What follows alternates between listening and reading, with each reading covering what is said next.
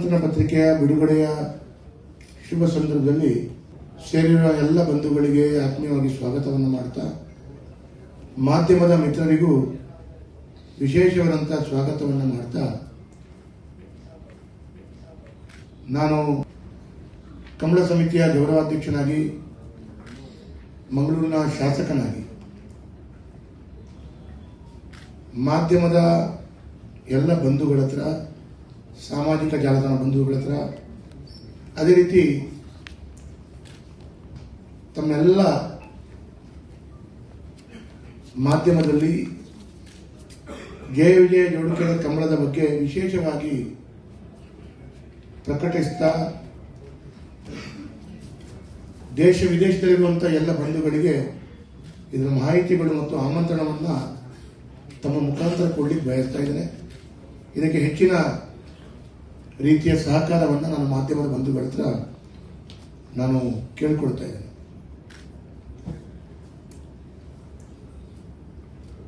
ಜಯ ವಿಜಯ ಜೋಡುಕೆರೆ ಕಮಲ ಸಮಿತಿ ಜಪ್ಪಿನಮೊಗರು ಮಂಗಳೂರು ನಗರ ಭಾಗದಲ್ಲಿದ್ದಂತಹ ಒಂದು ಹೆಸರುವಾಸಿ ಪುರಾತನವಾಗಿರುವಂತಹ ಒಂದು ಕಮಲ ಸಮಿತಿ. ಅದರಲ್ಲಿ ಕೂಡ ಅವತ್ತಿನ ದಿನಗಳಲ್ಲಿ ಕಮಲ, ನಮ್ಮ ಈ ತುಳುನಾಡಿನ ವಿಶೇಷವಾದಂತಹ ಕ್ರೀಡೆ ನಶಿಸಿ ಹೋಗಬಾರದು, ಇದನ್ನು ಉಳಿಸ್ಕೊಳ್ಬೇಕು, ಇದು ನಮ್ಮ ತುಳುನಾಡಿನ ಮಣ್ಣಿನ ವಿಶೇಷತೆ ಅಂತ ಹೇಳುವಂತಹ ಒಂದು ವಿಶೇಷವಾದಂತಹ ಒಂದು ಚಿಂತನೆಯನ್ನು ಮಾಡಿ, ಕೀರ್ತಿಶೇಷ ಶ್ರೀ ಜಯಗಂಗಾಧರ್ ಶೆಟ್ಟರು ಈ ಒಂದು ಕಮಲಕ್ಕೆ ಬಹಳ ದೊಡ್ಡ ರೀತಿಯಲ್ಲಿ ಚಾಲನೆಯನ್ನು ಕೊಡ್ತಾ, ಕಳೆದ 15 ವರ್ಷಗಳು ಯಶಸ್ವಿಯಾಗಿ ಪೂರೈಸಿ ಈಗ 16ನೇ ವರ್ಷದ ಈ ಕಮಲದ ಆಮಂತ್ರಣ ಪತ್ರಿಕೆ ಬಿಡುಗಡೆ ಆಗಿದೆ. ಫೆಬ್ರವರಿ 14 ಮತ್ತು 15ನೇ ತಾರೀಕಿಗೆ ನಡೆಯುವಂತಹ ಈ ಒಂದು ಕಮಲ ಕೇವಲ ಕಮಲದ ಅಭಿಮಾನಿಗಳು ಮಾತ್ರವಲ್ಲ, ನಗರ ಭಾಗದಲ್ಲಿರುವಂತಹ ಎಲ್ಲ ಸಮೂಹ ಬಂಧುಗಳಿಗೆ, ಅದರಲ್ಲಿ ಯುವಕರಿಗೆ, ಯುವತಿಯರಿಂದ ಹಿಡಿದು ಎಲ್ಲರಿಗೂ ಹೆಚ್ಚಿನ ಆಕರ್ಷಣೆಯಾಗಿ ಬಹಳ ದೊಡ್ಡ ಸಂಖ್ಯೆಯಲ್ಲಿ ಕಮಲಾಭಿಮಾನಿಗಳು ಎಲ್ಲರೂ ಭಾಗವಹಿಸಬೇಕು. ಈ ಕಮಲವನ್ನ ಇನ್ನಷ್ಟು ಉಳಿಸಬೇಕು, ಇನ್ನಷ್ಟು ಬೆಳೆಸಬೇಕು, ಅದಕ್ಕೆ ಇನ್ನಷ್ಟು ಶಕ್ತಿಯನ್ನು ತುಂಬಬೇಕು ಅಂತ ಹೇಳುವಂತ ಕಾರ್ಯಕ್ರಮ ಇವತ್ತಿನದ್ದು. ಈ ಒಂದು ಜಯ ವಿಜಯ ಜೋಡುಕೆರೆ ಕಮಲ ಸಮಿತಿಯ ನಡೆಯುವಂತ ಕಮಲ ಇವತ್ತು ನೇತ್ರಾವತಿ ನದಿ ತೀರದಲ್ಲಿ 14 ತಾರೀಕು ಮತ್ತು 15 ತಾರೀಕು ನಡೆಯುವಂಥದ್ದು. ಅದರಲ್ಲಿ ಕೂಡ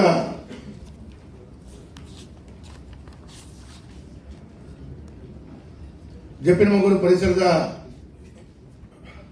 ಗ್ರಾಮ ದೈವದಂತಹ ವೈದ್ಯನಾಥ ದೈವತ್ವದ ಆಡಳಿತ ಮೊಕ್ತೇಶ್ವರರಾಗಿಟ್ಟುಕೊಂಡು ಜಯಗಂಗಾಧರ್ ಶೆಟ್ಟರು ಪ್ರಾರಂಭ ಮಾಡಿ ಈಗ ಅನಿಲ್ ಶೆಟ್ಟರು ಅದನ್ನು ಯಶಸ್ವಿಯಾಗಿ ಮುಂದುವರಿಸಿಕೊಂಡು ಹೋಗ್ತಾ ಇದ್ದಾರೆ. ಅವರೊಂದಿಗೆ ನಾವೆಲ್ಲರೂ ಪ್ರಮುಖರುಗಳು ಜೋಡಣೆಯಾಗಿ ಬಹಳ ದೊಡ್ಡ ಸಂಖ್ಯೆಯಲ್ಲಿ ಅಪಾರ ಸಮಿತಿಯವರು ಕೂಡ ಜೋಡಣೆಯಾಗಿ ಈ ಕಮಲವನ್ನ ಯಶಸ್ವಿಯಾಗಿ ನಡೆಸಬೇಕು ಅಂತ ಹೇಳುವ ದೃಷ್ಟಿಯಲ್ಲಿ ನಾವಿವತ್ತು ಸೇರ್ಕೊಂಡಿದ್ದೇವೆ. ಇವತ್ತು ಕರಾವಳಿ ಕಾಲೇಜು ಸಮೂಹ ಶಿಕ್ಷಣ ಸಂಸ್ಥೆಯ ಸ್ಥಾಪಕ ಅಧ್ಯಕ್ಷರಾದಂತಹ ಎಸ್ ಗಣೇಶರಾವ್ ಅವರ ಅಧ್ಯಕ್ಷತೆಯಲ್ಲಿ ಅನಂತ ಪದ್ಮನಾಭ ಅಚ್ಚರಣ್ಣ ಅವರ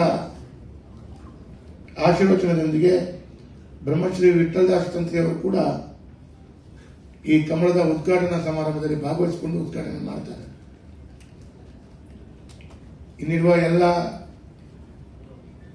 ರಾಜಕೀಯ ಮುಂದಾಳುಗಳು, ನಮ್ಮ ಜಿಲ್ಲೆಯವರಾದಂತಹ ಸ್ಪೀಕರ್ ಇರ್ಬೋದು, ಉಸ್ತುವಾರಿ ಸಚಿವರು,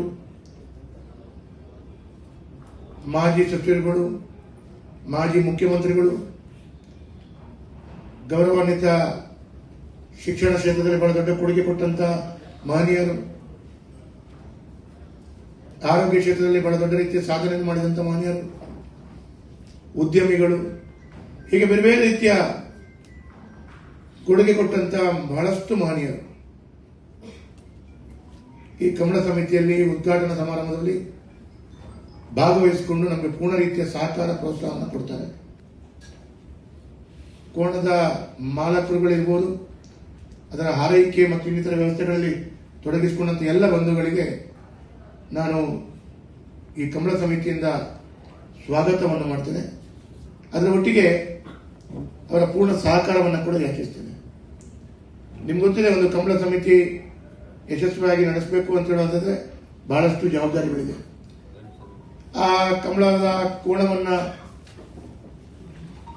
ಸಾಕಿ ಸಲಹೆ ಯಶಸ್ವಿಯಾಗಿ ನಡೆಸುವವರು ಕೂಡ, ಅವರಿಗೂ ಕೂಡ ಬಹಳ ದೊಡ್ಡ ರೀತಿಯ ಜವಾಬ್ದಾರಿ, ವೆಚ್ಚಗಳಿದೆ.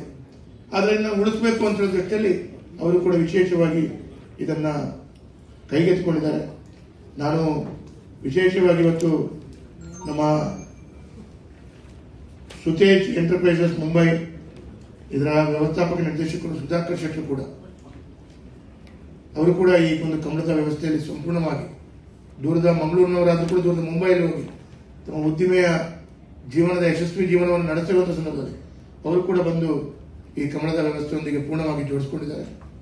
ಹಾಗೆ ವೇದಿಕೆಯಲ್ಲಿ ಇದ್ದಂತಹ ಹಿರಿಯರು, ಬೇರೆ ಬೇರೆ ರೀತಿಯ ಕೊಡುಗೆಗಳನ್ನು ಸಮಾಜದಲ್ಲಿ ಕೊಟ್ಟವರು, ಎಲ್ಲರ ಸಹಕಾರಗಳು ಯಶಸ್ವಿಯಾಗಿ ದೊರೆತ ಈ ಕಮಲ ಬಹುಮಾನ ಸಿಕ್ಕಿದಂತಹ ಬಂಧುಗಳಿಗೆ ಚಿನ್ನದ ಪದಕ ತಮ್ಗೆ ಗೊತ್ತೇ ಇದೆ.